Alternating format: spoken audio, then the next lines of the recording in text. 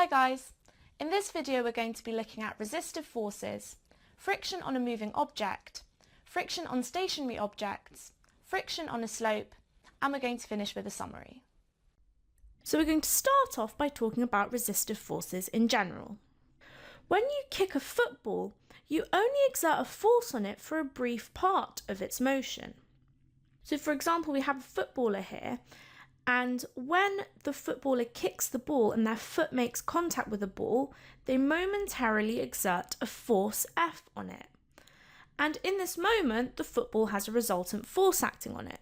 And we know that when there's a resultant force acting on an object, it's going to accelerate. We know this from Newton's second law. However, after the footballers kick the ball, we'd expect there to not be any forces acting on it. So you would have thought that the resultant force is 0. And we know that if there's 0 resultant force, then there must be 0 acceleration. So we would expect the ball to move at a constant velocity. And this is assuming that there are no other forces acting on the ball. So we can't really see any other forces acting, so this is the conclusion we'd draw. So it's Newton's first law that tells us that the ball must stay at a constant velocity if no forces act on it. However, we know this isn't the case. I'm sure we've all noticed that when a footballer kicks the ball, eventually it comes to a stop. So the ball will eventually stop rolling after you kick it, so it must be decelerating. So there must be an acceleration acting in the opposite direction to the ball's velocity, i.e. there's a deceleration on the ball. So if the ball is decelerating, this must mean there's some force opposing its motion. But what is this force? So this deceleration tells us there must be some force or forces acting in the opposite direction to the motion of the ball. We know that a stationary ball stays stationary. So these forces must only act while the ball is moving. So we know that when a ball is stationary, it's got 0 velocity and therefore must have 0 acceleration. So there's no resultant force acting on it. So we have to conclude that this mystery force that's causing the ball to stop moving must be related to when the ball is in motion. And in fact, there are 2 resistive forces that act against an object's motion. They are called friction and drag. So here we have our ball and it's moving with a velocity v. However, it's got 2 resistive forces acting on it. We've got drag and we also have friction. And these 2 forces are what cause the ball's deceleration. So now that we've introduced friction, let's have a look at friction on a moving object in a bit more detail. If you were to pull a book along a table, there would be some force due to the book rubbing against the table as it moves. So when you were to pull a book across a table, you exert a force on it. So you're going to pull it along. However, there's going to be some resistive force opposing the force you're applying on the book. But the book is still moving, so it is moving with velocity. And the other important thing to note is that the table in this situation remains stationary. This force is the same as if you were to move the table under the book while keeping the book stationary. So now, let's say that the book is held in place, and instead the table is moved under the book. So now we're exerting this pull force on the table to make it move. However, the exact same resistive force that was acting on the book is now acting on the table. So we can see here that when the book is moving across the table, there's a resistive force acting on it from the table. And then when the table is moving and the book is held stationary, there's this same resistive force, but now it's acting on the table. And this force is called friction. Friction is the force that opposes the motion of a surface that moves or tries to move across another surface. So like we said, when the book is moved along the table, there's a force that's resisting its motion called friction, which is actually acting from the table onto the book. So for a moving object, the friction force stays at a constant value and acts in the opposite direction to the object's velocity. So for example, if the moving car here is creating a driving force, the friction is going to act in the opposite direction to this driving force in order to oppose the car's motion. And for an object to accelerate, the driving force would have to stay at a value greater than the friction between the car and the road. So for acceleration, the driving force has to be greater than the friction, because then there's a resultant force acting on the car. We can look at the magnitude of the friction force when an object is in motion and is accelerating. So, for example, consider the resultant force when a car is moving with acceleration 1 meters per second squared and driving force 100 newtons. So, we've been told that the acceleration is 1 meter per second squared, and the driving force that's propelling the car forward has magnitude 1,800 newtons. However, we know because the car is moving, there must be the frictional force opposing its motion. So we've also got friction acting on it in the opposite direction. So first of all, let's consider the resultant force acting on the car. So the resultant force in the direction of the car's motion, so in terms of the horizontal forces, is going to be the driving force, which is 1800 newtons, minus the friction, because these are the only two forces acting in this direction we can see. And now we can use Newton's second law to relate this to the mass and acceleration of the car.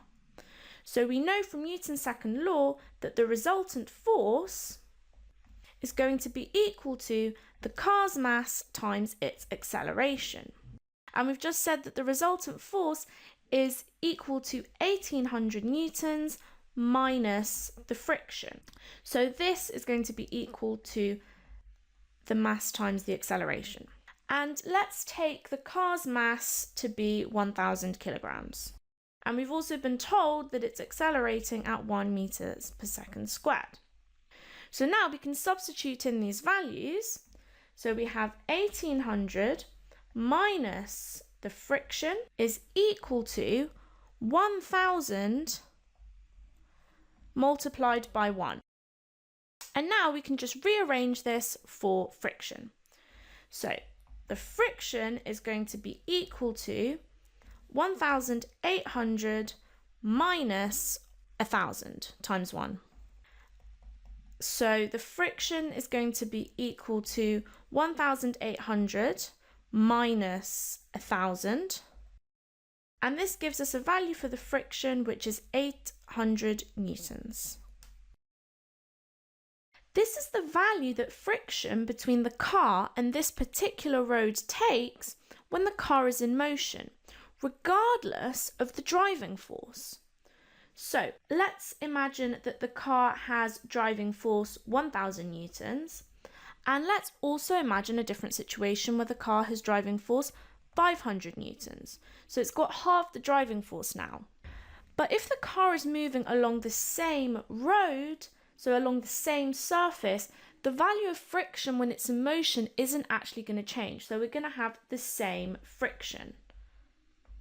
So this has the same value. So since the car has a greater driving force in this scenario, this simply means it's just going to have a much greater acceleration than in this case. In the case where there is no driving force, but the car is in motion, friction still takes its maximum value. So now the car is moving with velocity v, but now let's imagine that there's no driving force and it's only the friction acting on it.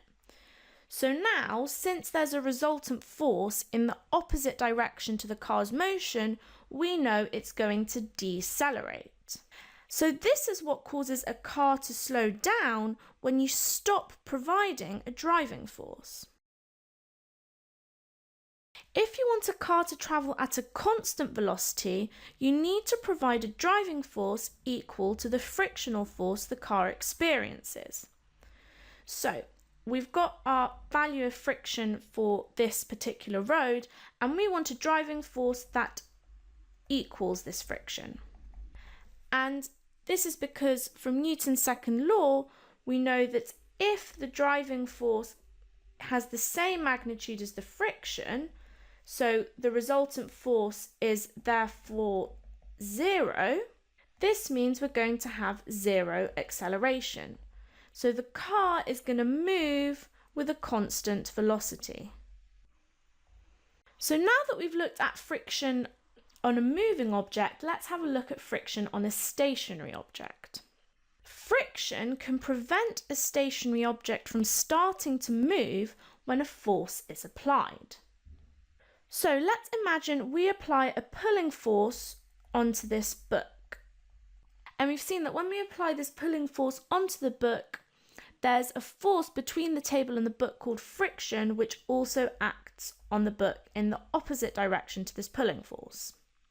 So we know that the resultant force on the book is going to be given by the pulling force minus the friction. However, we've said that in this case, the book is stationary, so it's got 0 velocity. So this must mean that the resultant force is equal to 0. And if the resultant force is equal to 0, we can therefore see that the pull force must be equal to the friction. So this tells us that when you apply a force to a stationary object and friction still acts on it, the friction must be equal to the force you're applying onto the object. So in this case, the friction force takes whatever magnitude entirely balances the force that is trying to make the object move. So the friction force can take any value up to a maximum. So let's imagine two different scenarios with a car. Let's imagine this car is trying to start moving and it's exerting a small driving force. And now let's imagine a different case where again the car is trying to move but it's exerting a much bigger driving force. However, this still isn't enough for it to start moving. So in both these cases, we've got 0 velocity and we've also got 0 acceleration. So because we've just said that the friction force takes whatever magnitude entirely balances the force that is trying to make the object move, in this case where we have a small driving force, the friction is also going to take a small value. It's only going to take a value big enough to balance out this driving force. However, in this other case where the driving force is greater, friction is going to take a greater value. But again, it's only going to take a large enough value to balance out this driving force. So we say that friction is a lazy force. It's only going to do the bare minimum in order to stop an object from moving. This maximum value is the value it takes when the object is in motion. So let's consider the scenario we were looking at in the previous slide, where the car is in motion and it's exerting a driving force, and it also has the frictional force opposing its motion. So now that the car is in motion, it is moving with a velocity v, we know that the frictional force has taken its maximum value. This static friction is the reason why it is possible to push on a heavy box and it not move at all. So if you're pushing on a very heavy object, you're applying a force to it. However, there are many cases where you struggle to move it, you can't move it. And this is because the friction is great enough to balance out the pushing force you're applying on the object. So therefore, the object doesn't move and it's got zero velocity. So this must mean that the resultant force is 0, and this is going to be equal to the pushing force minus the friction. In order to make the box move, you have to push with a force greater than the maximum value of friction between the box and the surface it sits on. So now we need to try and apply a bigger pushing force on the box in order to get it to accelerate. So this pushing force must be greater than the maximum value of friction. So if the push is greater than the maximum value of friction, we therefore get a resultant force and the box will accelerate. So we'll be able to move the box. For example, consider a 1,000 kilogram car that is stationary but has its engine producing a driving force of 500 newtons. So we've got a driving force of 500 newtons applied to the car, but it remains stationary. So it's got zero acceleration and it's got zero velocity. The car stays stationary, so the resultant force must be 0. And we can use this to find the friction force. So we've said that this car is applying a driving force to try and start moving, but we know that friction still acts on stationary objects. And in order for the car to not be able to start moving, we know that this friction must be balancing out the car's driving force. So the resultant force, we know, is equal to mass times acceleration, but we know that there is no resultant force, so this is equal to 0. And we also know that the resultant force is given by the car's driving force, which is 500 newtons, minus the friction. And as we said, the resultant force is 0, so this is all equal to 0 newtons. So we can therefore see that the friction must be equal to the driving force, which is 500 newtons. So this allows us to find the friction acting on stationary objects. So the final thing we're going to look at is friction on a slope. We have discussed the situation of a box on a slope and found that there is always a component of weight parallel to the slope. So let's remind ourselves of the forces acting on a box on a slope. So the slope is inclined at an angle theta. We know that the box's weight is going to be acting on it, and we've also got a reaction force, a normal reaction force from the slope onto the box. And we've also said that we can resolve the weight into a component that's perpendicular to the slope and also a component that's parallel to the slope. So we've just said there's always a component of weight parallel to the slope. And this implies that there is always a resultant force down the slope that would make the box slide down. So we'd expect the box to always slide down the slope whenever you place it on one. However, we know intuitively that an object will not always slide down a slope. Otherwise, a car would not be able to stop on a hill. So, as we've said, we have got a component of weight acting parallel to this hill, because obviously, we've got the weight of the car and then the two components. So, if we've got a component of the weight acting parallel to the hill, but the car remains stationary and it's got zero acceleration, there must be another force acting on it that's opposing this component of the weight.